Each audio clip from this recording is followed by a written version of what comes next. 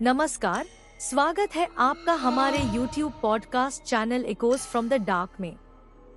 आज की कहानी हमें लिखी है मारिया रोड्रिगुएज जी ने मारगांव, गोवा से। कहानी पसंद आए तो लाइक जरूर करें। अगर ऐसी सच्ची घटनाएं सुनने में आप इंटरेस्टेड हैं, तो हमारा चैनल सब्सक्राइब करना न भूलें। शुरुआत एक सवाल से करते हैं। वो कौन सा पल होता है जब एक मजाक नहीं रहता, जब कोई ऐसी चीज जिस पर आप हमेशा से हंसते आए हैं अचानक आपके सामने आकर खड़ी हो जाए और आपकी दुनिया देखने का नजरिया ही हिला दे। ये सवाल तर्क और अनुभव के बीच की उस बहुत ही धुंधली लकीर का है, जहां हमारी सारी डिग्रियां और आप कह सकती हैं साइंटिफिक सोच एक तरफ रह जाती है और हमारा पर्सनल एक्सपीरियंस दूसरी तरफ खड़ा होता है। बिल्कुल। आज हम गोवा के मडगांव से आए एक ऐसे ही पत्र पर बात करने वाले हैं जो हमें सीधे उसी धुंधली लकीर पर लाकर खड़ा कर देता है। ये कहानी है मारिया रोड्रिग्स की। अच्छा। मारिया खुद को एक एग्नोस्टिक मानती थी, मतलब हर चीज पर सवाल उठाने वाली, जिसे हर बात के लिए सबूत चाहिए। भूत प्रेत की कहानियां तो उनके लिए सिर्फ हंसने का एक जरिया थी। लेकिन जैसा कि वो अपने पत्र में लिखती हैं, एक मंगलवार की रात उनके साथ कुछ ऐसा हुआ जिसने सब कुछ बदल दिया। और ये सिर्फ एक डरावनी कहानी नहीं है, ये इस बात की पड़ताल है कि हमारा दिमाग उन चीजों को कैसे प्रोसेस करता है जिन्हें वो समझा नहीं सकता। राइट। इस पत्र में कुछ बहुत दिलचस्प पहलू हैं। एक तय समय सुबह की 3 बजे एक खास जगह, कोंकण रेलवे ट्रैक के पास एक घर, और कुछ अजीब घटनाएं जो बार बार हो रही थी। तो चलिए इस पत्र में लिखी बातों को परत दर परत समझने की कोशिश करते हैं और देखते हैं कि उस रात असल में हुआ क्या था। हाँ। कहानी की शुरुआत होती है मडगांव में मारिया के घर से। ये घर उनकी माँ ने उस जमीन पर बनवाया था जो उन्हें उनकी नानी से मिली थी, और घर के आसपास का जो माहौल है वो कहानी का एक बहुत अहम हिस्सा है। बिल्कुल। वो बताती हैं कि घर के पीछे किराएदारों के लिए एक पतला सा रास्ता है और दाईं तरफ एक पुराना गहरा कुआं जो एक चैपल का है। हाँ। और रात में वो इलाका एकदम सुनसान और सन्नाटे में डूब जाता था, और घर से कुछ ही दूरी पर कोंकण रेलवे ट्रैक, जहाँ से दिन रात ट्रेनें गुजरती हैं। तो ये सेटिंग अपने आप में एक किरदार जैसी है। एक अकेलापन, पुरानी जगह और एक लगातार आती जाती आवाज।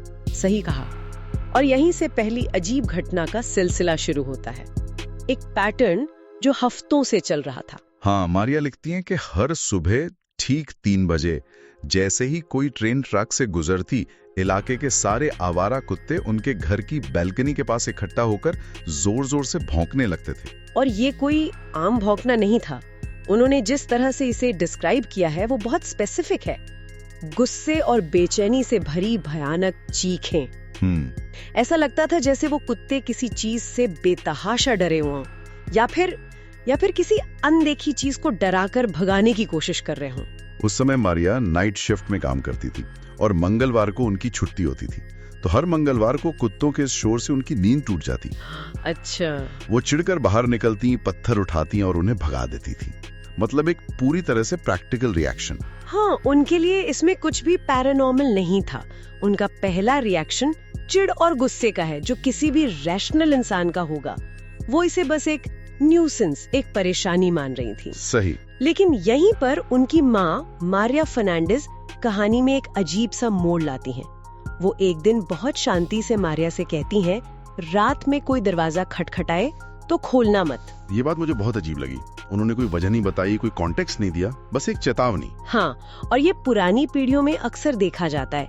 इसे एक तरह का प्रोटेक्टिव साइलेंस कह सकते हैं। शायद उन्हें लगता था कि कुछ बातें ना बताना ही बेहतर है, या शायद वो उन्हें डराना नहीं चाहती थी। हो सकता है वो मारिया को, जो इन सब बातों को मानती नहीं थी, सीधे सीधे कुछ बताकर बहस नहीं करना चाहती होंगी।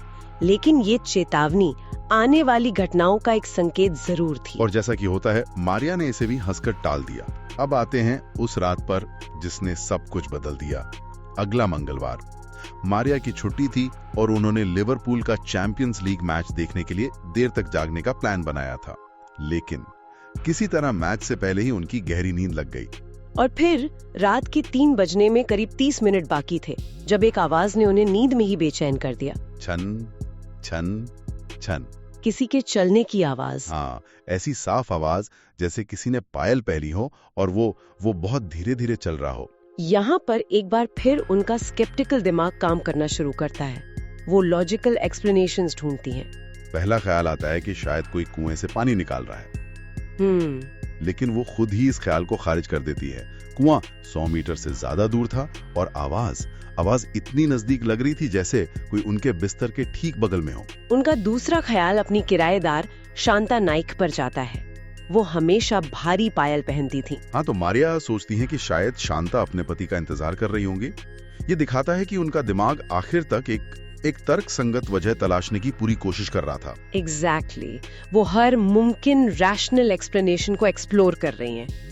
This is the mind of a skeptic at work. वो मानना ही नहीं चाहती थी कि कुछ और भी हो सकता है। वो खुद को यकीन दिला रही हैं कि हर चीज का एक कारण होता है। और फिर घड़ी में ठीक 3 बजते हैं। वही रोज का सिलसिला शुरू होता है। ट्रेन गुजरने की गड़गड़ाहट और उसके साथ ही कुत्तों का चीखना चिल्लाना। लेकिन इस बार उस शोर के बीच मारिया को एहसास हुआ कि कुछ बहुत बहुत ज्यादा गलत है। हाँ, यहीं पर कहानी एक साइकोलॉजिकल थ्रिलर में बदल जाती है। उनका शरीर अचानक जवाब देना बंद कर देता है।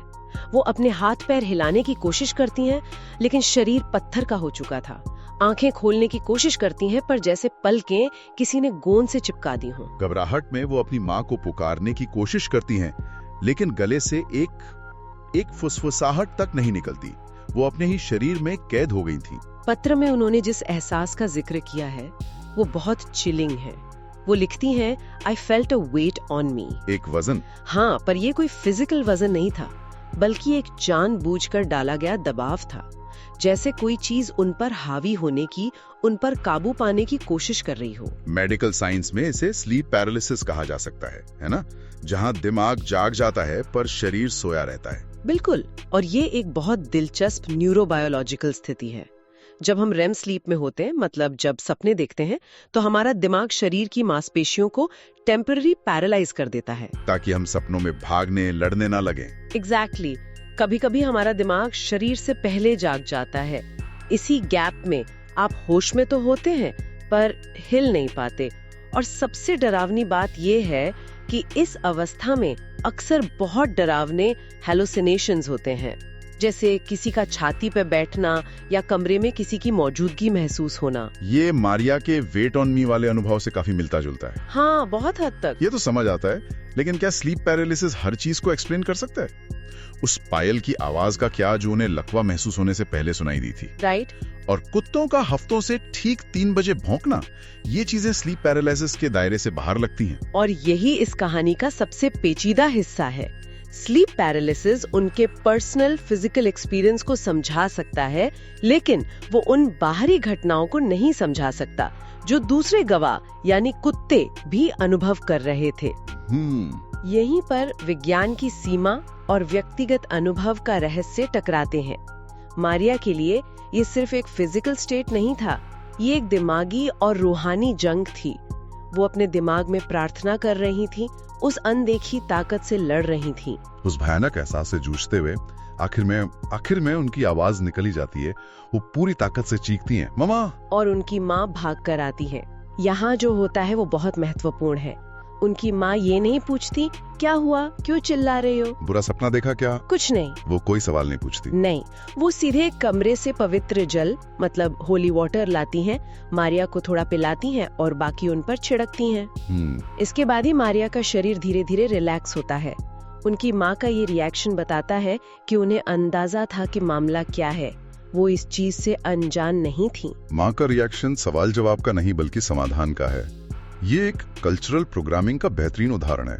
एक वैज्ञानिक दिमाग सबूत मांगता है, तर्क खोजता है, सही है, लेकिन एक सांस्कृतिक मन जो इन कहानियों और विश्वासों के बीच पला बड़ा है, वो एक समाधान खोजता है जो पीढ़ियों से चला आ रहा है। अगली सुबह जब मारिया उन्हें सब कुछ बताती हैं, तो वो बस चुपचाप सुनती हैं और फिर वो उस राज से पर्दा उठाती हैं जो अब तक छिपा हुआ था। अच्छा। वो बताती हैं कि सालों पहले उसी रेलवे ट्रैक के पास एक जवान लड़की ने ट्रेन के नीचे आकर आत्महत्या कर ली थी और ये घटना भी सुबह के 3 बजे के आसपास हुई थी। ओह, ये वो missing piece of the puzzle था।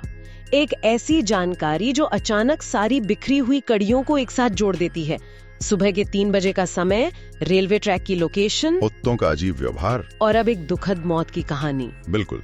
माँ ने बताया कि स्थानीय लोगों का मानना है कि जानवर ऐसी आत्माओं को महसूस कर सकते हैं शायद इसीलिए कुत्ते उस वक्त ऐसे चिल्लाते थे। और उन्होंने ये भी बताया कि उन्होंने सुबह किराएदार शांता से पूछा था और वो उस रात कहीं भी नहीं चल रही थी। मतलब पायल की आवाज का वो आखिरी रैशनल एक्सप्लेनेशन भी गलत साबित हो गया। हाँ। और फिर वो उस चीज का नाम लेती हैं जिसे स्थानीय लोक कथाओं में जाना जाता है। वो कहती हैं लोग इसे राकणों या गांव पुरुष कहते हैं। गांव पुरुष यानी गांव की आत्मा या रक्षक आत्मा, इसका क्या मतलब है? गोवा के कोंकण क्षेत्र में राकणों या गांव पुरुष एक तरह की रक्षक आत्मा मानी जाती हैं। ये अक्सर गांव की सीमाओं की या पवित्र स्थानों की रक्षा करते हैं। इनका जिक्र हमेशा डरावना नहीं होता। अच्छा। ये न्यूट्रल माने जाते हैं, लेकिन इन्हें नाराज करना या इनके क्षेत्र में दखल देना खतरनाक माना जाता है। ये नाम देना बहुत जरूरी था क्योंकि इसने मारिया के उस अनजाने व्यक्तिगत डर को एक सांस्कृतिक पहचान दे दी। राइट। अब वो सिर्फ एक रैंडम पैरानॉर्मल इवेंट नहीं था, बल्कि एक स्थानीय लोक कथा का हिस्सा बन गया था। हाँ, जो अनुभव निजी था वो अब पूरे समुदाय की कहानी का हिस्सा बन गया। पत्र के अंत में मारिया लिखती हैं कि वो आज भी नहीं जानती कि बुरी आत्माएं सच में होती हैं या नहीं। वो ये भी सवाल करती हैं कि क्या हमें ये मान्यताएं अगली पीढ़ी को देनी चाहिए या नहीं। उनका एग्नोस्टिक मन अभी भी सवाल कर रहा है। हाँ, वो पूरी तरह से बदली नहीं है। वो अभी भी तर्क की दुनिया में है, लेकिन अब उस दुनिया में एक दरार आ चुकी है। वो लिखती हैं, मैं एक बात जरूर जानती हूँ, उस रात मेरे साथ कुछ हुआ था और तब से जब भी घड़ी में 3 बजने वाले होते हैं वो अब हंसती नहीं है। उनका जो शक था वो एक अनजाने गहरे डर में बदल चुका है। बिल्कुल। और अंत में ये पत्र यकीन या अंधविश्वास के बारे में उतना नहीं है जितना इस बारे में है कि जब हमारा तर्क और हमारा अनुभव आमने सामने खड़े हो जाते हैं तो क्या होता है। मारिया की पूरी पहचान एक रैशनल इंसान की थी, लेकिन एक अनुभव ने उस बुनियाद को हिलाकर रख दिया। उसका मतलब क्या निकालें? क्या हर अनजानी चीज का एक वैज्ञानिक एक्सप्लेनेशन होता है जो हमें बस अभी पता नहीं, या फिर कुछ चीजें हमेशा हमारी समझ से परे रहेंगी? शायद दोनों ही बातें सच हैं। हो सकता है पायल की आवाज, कुत्तों का भौंकना और स्लीप पैरालिसिस ये सब अलग अलग घटनाएं हों जिन्हें मारिया के डरे हुए दिमाग ने एक कहानी में पिरो दिया। और ये भी हो सकता है कि कुछ अनुभव हमारी बनाई हुई वैज्ञानिक श्रेणियों में फिट ही नहीं होते। ये पत्र हमें एक गहरे सवाल के साथ छोड़ जाता है। जब कोई ऐसा अनुभव हो जिसे विज्ञान या तर्क पूरी तरह समझा ना सके, तो क्या उसे खारिज कर देना चाहिए या ये मानना चाहिए कि हमारी समझ से परे भी कुछ चीजें मौजूद हैं? और इन दोनों के बीच संतुलन कैसे पाया जा सकता है?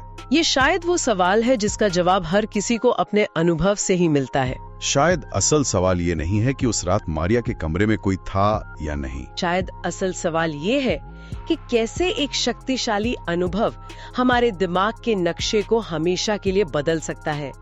जहां तर्क और विज्ञान के बनाए रास्तों के बीच एक अनजाना कोना हमेशा के लिए बन जाता है। एक ऐसा कोना जहां हमारा तर्क अकेले जाने से डरता है। ये कहानी सुनने के लिए बहुत बहुत धन्यवाद। अगर आप भी हमारे साथ अपना एक्सपीरियंस शेयर करना चाहते हैं तो लिख भेजिए हमें अपनी कहानी। हमारा ईमेल आईडी है echoesfromthedark.official@gmail.com। आपकी कहानी का इंतजार रहेगा। फिर मिलते हैं अगले एपिसोड में। चैनल को सब्सक्राइब करना ना भूलें।